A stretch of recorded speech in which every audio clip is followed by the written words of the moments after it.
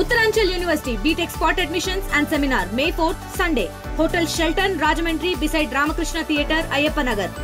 పల్లెటూరు అన్నాక పొలాలు, ఆ పొలాల దగ్గర వివాదాలు సహజం. కాకపోతే రణస్థలం మండలం మక్కుపేట గ్రామంలో జరిగినటువంటి ఒక స్థల వివాదంలో మాత్రం గ్రామ వయస్కునికి గురైనటువంటి ఒక కుటుంబం ఈరోజు రిమ్స్ ఆసుపత్రిలో చికిత్స పొందుతున్నారు.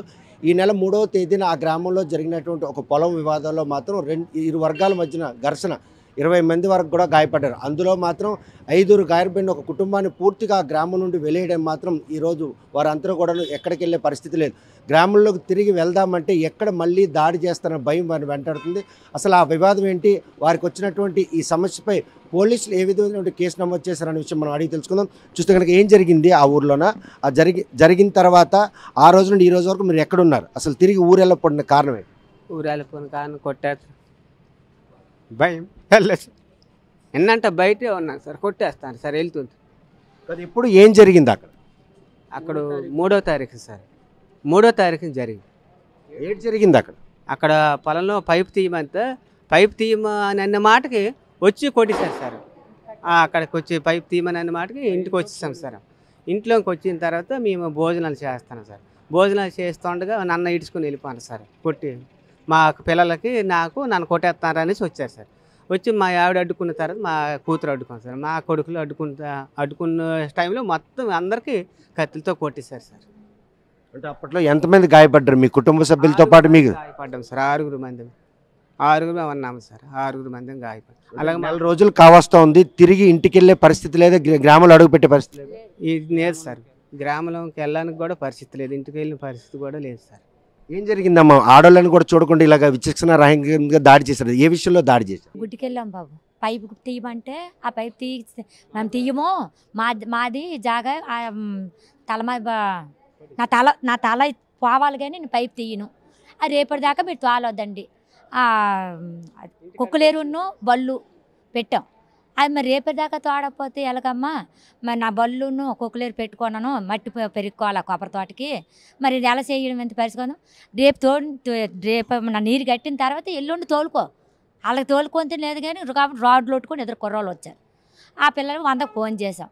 100కు ఫోన్ చేసిన తర్వాత వాళ్ళు పోలీసులు వచ్చారు, మాకు చెప్పారు, వాళ్ళకి చెప్పారు. ఆ యూపు నిలిపనము 1 గంటకి ఇంటికి భోజనాలకు వెళ్ళబోతాడికి ఇంట్లో నుంచి మనిషి భోజనం తింటుండక కొట్టుకుని బయటికి కొబ్బరి తోటలోకి ఈడ్చుకెళ్ళిపోయాను బాబు. అమ్మో ఈడ్చుకెళ్ళిపోయాను అని నేను వెళ్ళి పడాను బాబు. మా హరిలక్ష్మి వెళ్ళి పడింది. ఆ తర్వాత శ్రవంతి వెళ్ళి పడింది మా పాప. ఆ తర్వాత ఉమామహేశ్వరరావు తర్వాత గౌరీశంకర్ తర్వాత పూర్ణచంద్రరావు.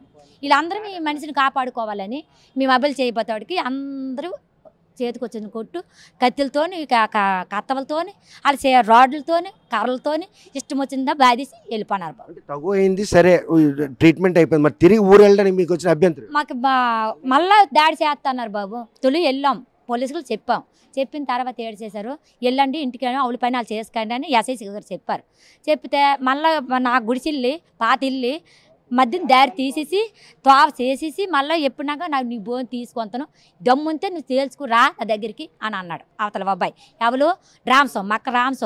మక్క రామస్వామి దల్లి నచ్చనరావు, దల్లి గొరవయ్యి, మళ్ళీ మక్క అప్పడం, మళ్ళీ మా అక్క అప్పల సూరి, మళ్ళీ మా అక్క ఎర్రయ్యమ్మ, వీళ్ళందరూ కలిపి ఆడదు మగోళ్ళల్లా మమ్మల్ని కొట్టనాకి రోడ్డు మీద కేసారు బాబు.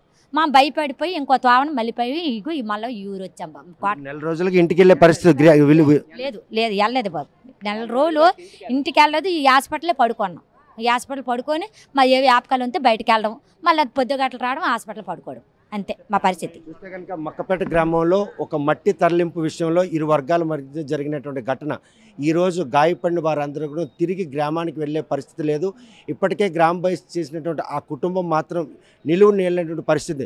రిమ్స్ ఆసుపత్రిలో చికిత్స పొందే 5గురిలో ఉమామహేశ్వర్ అన్నటువంటి వారి బంధువు కూడాను చికిత్స పొందుతూ ఆయన వార్డు నుండి గాయపడిన పరిస్థితి ఉంది. ఇటువంటి పరిణామాలు చోటు చేసుకునే నేపథ్యంలో అసలు ఏం జరిగింది, ఇంతమంది గాయపడడానికి కారణం ఏంటి, పోలీసులు మిమ్మల్ని ఏ విధంగా అసలు మీ ఫిర్యాదు ఎలా తీసుకున్నారు?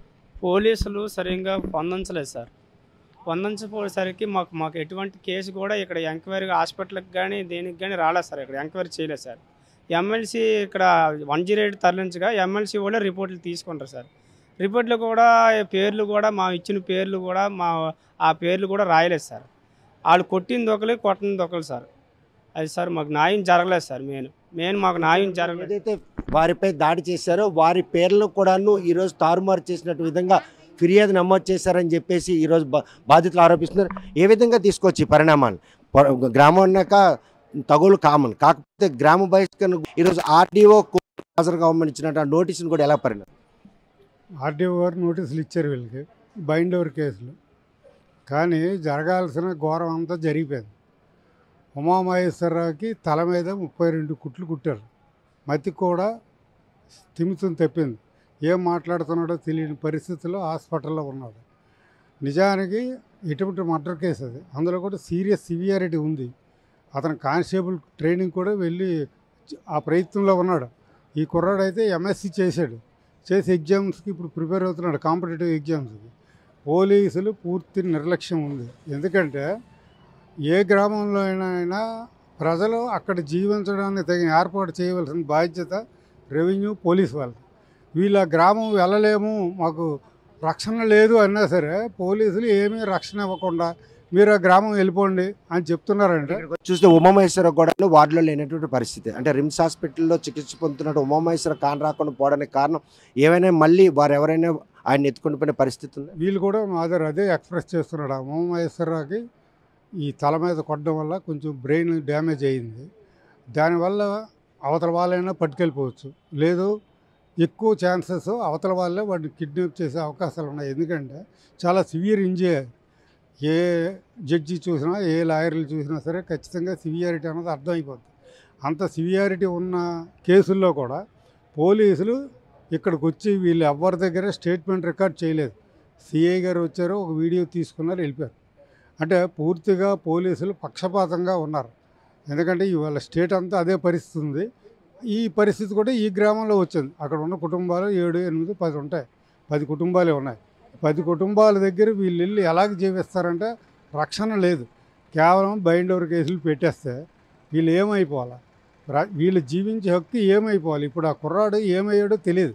వాళ్ళు పట్టుకెళ్ళిపోయారా, ఎక్కడ చనిపోయాడా, ఎక్కడ పారిపోయాడా ఏమన్నా తెలియాల్సిన పరిస్థితి ఉంది. రిమ్స్ హాస్పిటల్లో కూడా ఆ రక్షణ ఉండాలి. ఎవరో జాయిన్ అయిపోయి పేషెంట్లు వెళ్ళిపోతూ ఉంటే ఏమయ్యింది? తల్లిదండ్రులు ఉదయం లేచి వస్తారు, కుర్రాడు ఉన్నాడేమో చూడడానికి. పేషెంట్ లేకపోతే దీనికి బాధ్యులు ఎవరు? ఇవన్నీ కలిపి ఖచ్చితంగా పోలీసులు ఇనాక్షన్ కారణంగానే ఇలా జరుగుతున్నా తప్పించి వెంటనే కానీ కేసులు కట్టి బాగా అయిన తర్వాత ఇరు పార్టీల మీద కాలంటే క్రిమినల్ కేసులు పెట్టండి. వీళ్ళు కూడా నేరం ఏమైనా ఉంటుంది. ఒక పక్క ఉంటూనే గ్రామ బహిష్కరణ కూడా చేశారు అన్నటువంటి పరిణామాలు వాళ్ళు ఆరోపిస్తున్నారు. ఉన్నవే 10 కుటుంబాలు, అందులో కూడా వాళ్ళని గ్రామం నుండి బహిష్కరణ ఇస్తే అసలు ఈ పరిణామాలకి ఎవరు బాధ్యత వహించారు? ఖచ్చితంగా రెవెన్యూ పీపుల్ పెద్ద బాధ్యత అది. గ్రామంలో ఏ మనిషిని కానీ కులం పరంగా కానీ ఇంకే పరంగా కానీ వెలివేస్తే దాన్ని సరిచేయవలసిన బాధ్యత రెవెన్యూ పీపుల్ది. కానీ దీని వెనకాతల రాజకీయ నాయకులు ఉండబట్టే పోలీస్ కానీ రెవెన్యూ పీపుల్ కానీ అక్కడికి వెళ్ళడం లేదు. వాళ్ళు ఏదో ఒక మాట వాసికి చెప్తారు, మీకేం పర్వాలేదు మీరు వెళ్ళిపోండి, వాళ్ళకి చెప్పామని. అలాగైతే జరగదు. ఇప్పుడు వీళ్ళు వెళ్ళేటప్పుడు చంపినా వీళ్ళకి రక్షణ ఏమీ ఉండదు.